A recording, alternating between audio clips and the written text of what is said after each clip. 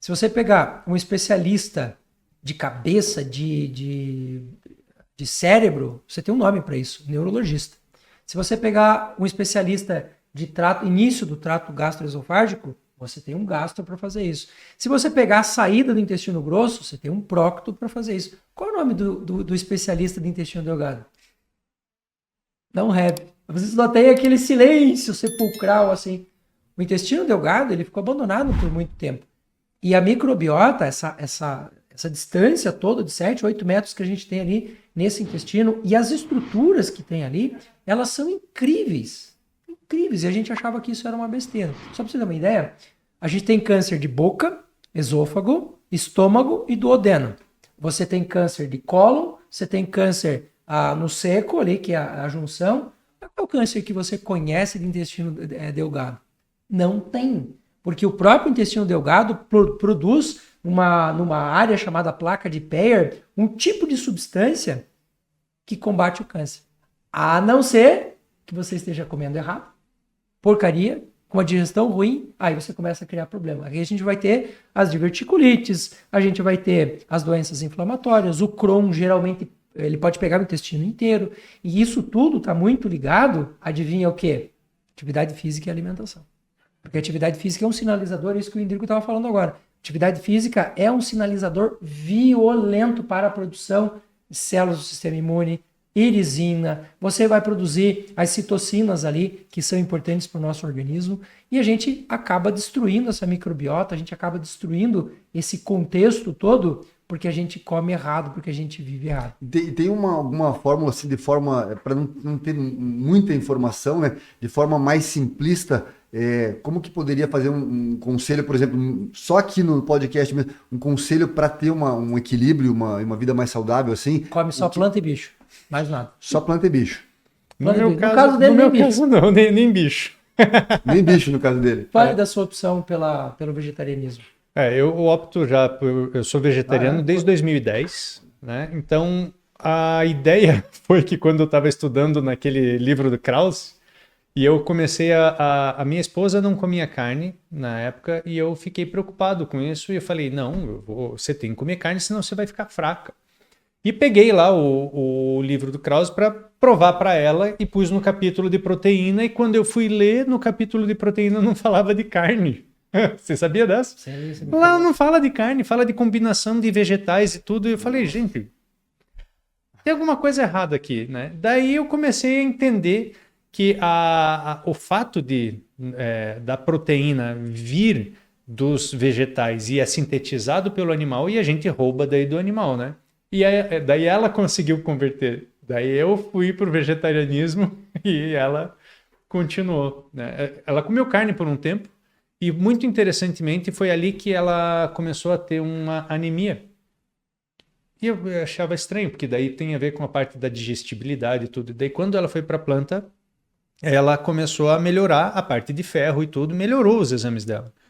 E eu falei, bom, o meu conhecimento que eu achava que tinha não presta para nada, eu tenho que estudar mais. Daí eu fui atrás e fui vendo as coisas como é que funcionavam. Nesse período eu comecei, que daí eu virei vegetariano, comecei a aumentar de peso. Daí que eu comecei, tem coisa errada aí e tal, e comecei a me questionar.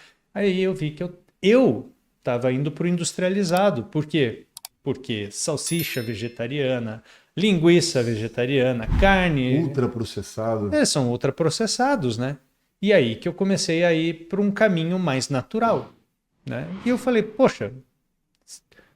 Quando você estuda toda essa área aqui, né, você vai vendo a parte de vitamina, a parte de macronutrientes, micronutrientes, tudo, o gasto energético, o ganho energético. Aí eu falei, pô, mas está tudo aqui, está tudo na natureza, né? Eu tenho a opção de comer carne? Tem. Tem a opção de não comer carne? Também tenho. Tenho a opção de comer estritamente vegetariano? Vamos ver. Tem. Só que eu fiquei nesse meio caminho. Ainda como ovo, como às vezes alguns laticínios, mas muito pouco. Consumo whey. Gente, eu tô transbordando energia, cara. Tô aqui. Tá curado? Tá curado? Você sabe o que o crutivorismo, veganismo, vegetarianismo, carnivorismo, onivorismo têm em comum? Todos falam de comida de verdade. Comida de verdade, isso aí. Esse é o grande problema. Hoje a nossa microbiota, ela sofre demais, por exemplo, se a gente for parar para pensar, eu tenho ali na natureza frutas, verduras, alimentos fermentados que trazem para dentro do meu corpo bactérias. Uma parte delas repõe a microbiota intestinal, uma parte delas não vai repor, mas vai fazer uma função importante. Ela vai funcionar como uma espécie de um exército mercenário que te possibilita organizar a casa. É o caso do probiótico, por exemplo, né? Aquela bactéria não vive ali, sim, mas ele organiza a casa. Agora, pensa comigo no seguinte. Eu uso uma pasta de dente que mata tudo. Um enxaguatório bucal que mata tudo. Você usa antibiótico que mata tudo. Você usa conservantes, corantes que mata tudo.